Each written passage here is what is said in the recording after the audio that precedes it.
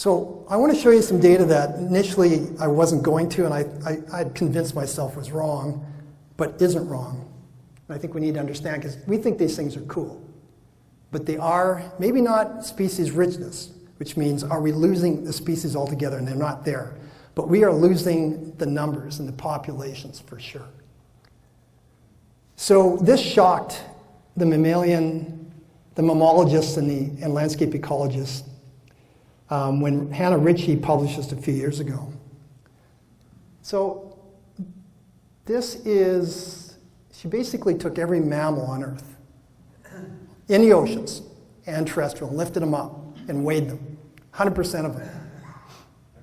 It's about 1 billion ton. Everyone knows what a mammal is. We're pretty good at separating them from birds and reptiles. 1 billion ton.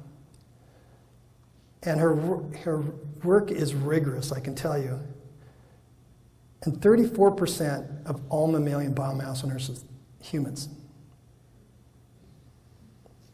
And 62% are livestock. And 4% are wild. That's all that's left, 4%. And most mammalogists, landscape ecologists thought, no, this can't be right. So we kept rereading her work and looking at the methodologies, and she and her colleagues have nailed it. And of course, it's that kind of results that could create these kind of cartoons. And you know, when I initially saw these, I thought, no, that's hyperbolic. That's not how it is. And so I've spent much the last couple of years running numbers, and these kind of images are not unfair depictions, I think, of what's going on. So I'm going to show you, and you're the first people to see it. It's now been done for Alberta. These are our large mammals. The ones up here are people, their pets, and livestock. The ones down here are wildlife. Here's their weights. Here's their populations, pre-European and current. So what did we have 300 years ago? What do we have today in populations? And how does it translate to weight? Pre-European and today. You might want to guess before you see the results. So for much of the 10,000 years since glacial ice sheets retreated, we had people on the landscape, we had wildlife, and these people didn't have horses for the most part until more recently, but they certainly had dogs. And then today, with humans and our livestock and our pets. So how does it play out? So, pre-European, current numbers. These numbers are weight, biomass, in units of kilograms. So if we could just snap our fingers, go back 300 years, we had 1 billion kilograms of native wildlife in Alberta. And it would vary, probably within 10 or 15%. Decade to decade, century to century. That 1 billion has been dropped to 87 million. We had people and pets on the landscape, 4.3 million kilograms. And today, it is 2.3 billion kilograms. And the black just are the total of the previous two. So what do we know is that we've reduced our native mammalian biomass by 92%. And we've increased our human and our livestock and our pets by 504 times. That's like 5,400%. And so that's the provincial story. That's, to me, absolutely alarming. It's really not any different than what's going on globally. Upper Bow Basin, we haven't lost as much. It's more like 70%. Greater Bragg Creek has lost more like 40%. We still have reasonable populations.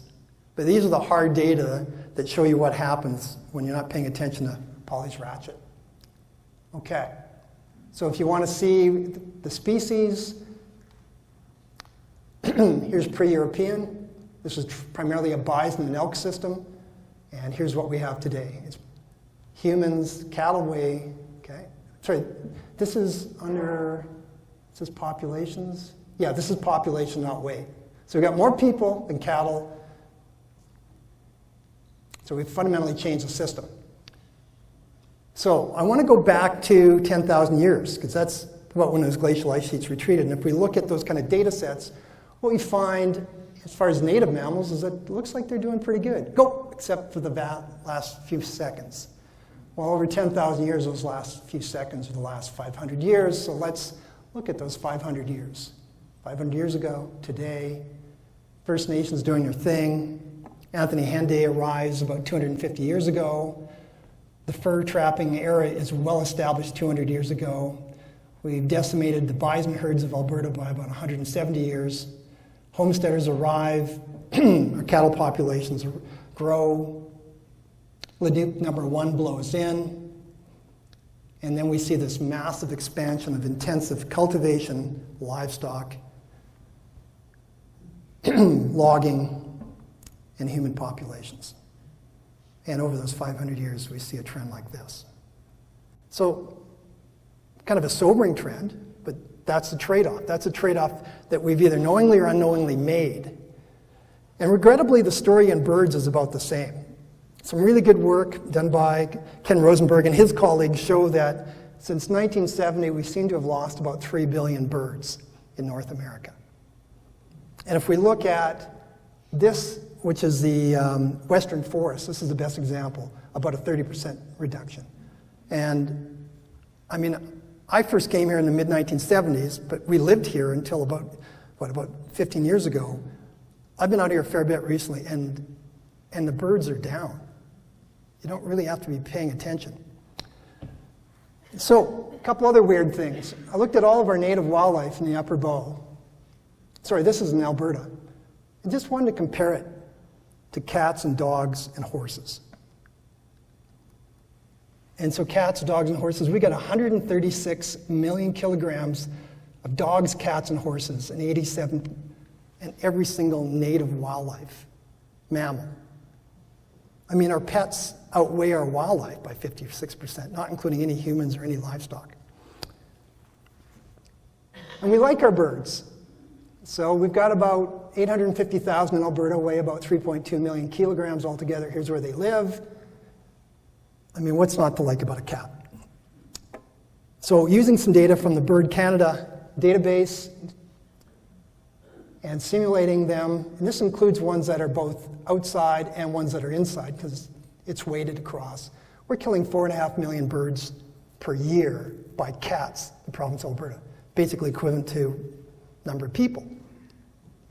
And we need to be thinking at Bragg Creek about people that like watching nature, bird watching, and they spend significant amounts of money. You can even go onto the web, and Bragg Creek is advertised as a good place to go and watch birds. People are spending millions of dollars in Bragg Creek, in the Upper Bow Basin, on observing birds. But that bird community is failing us.